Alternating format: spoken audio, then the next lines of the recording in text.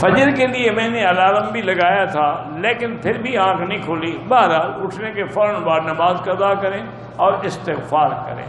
یہ لازماً کسی گناہ کی وجہ سے اللہ ہمیں محروم کرتے ہیں۔ جب آدمی سے کوئی گناہ ہوتا ہے تو پھر نماز سے محروم ہو جاتا ہے، نیکی سے محروم ہو جاتا ہے۔ تو آدمی کو غور کرنا چاہیے کہ آج مجھ سے کیا خطا ہوئی، کیا گناہ ہوا کہ میری نیند ہی نہیں کھلی۔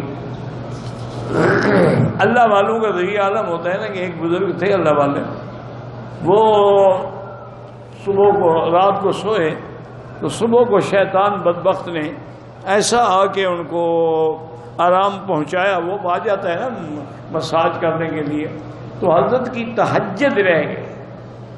نماز پہ تو آ گئے لیکن تہجد نہیں پڑھ سکے۔ سارا دن حضرت روتے رہے اور نفل پڑھتے رہے اور اللہ سے معافی مانگتے رہے کہ یا اللہ کون سا ایسا گناہ ہوا کہ میں تہجد سے محروم ہو گیا۔ تہجد تو اللہ کے ساتھ مناجات کا وقت ہے، رحمت کی گھڑی ہے، مانگنے کا وقت ہے۔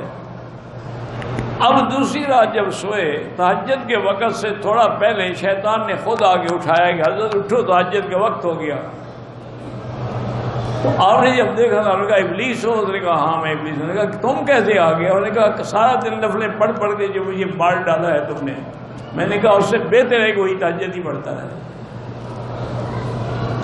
تم نے تو بدلہ لے لیا نا، سارا دن پڑھتے رہے۔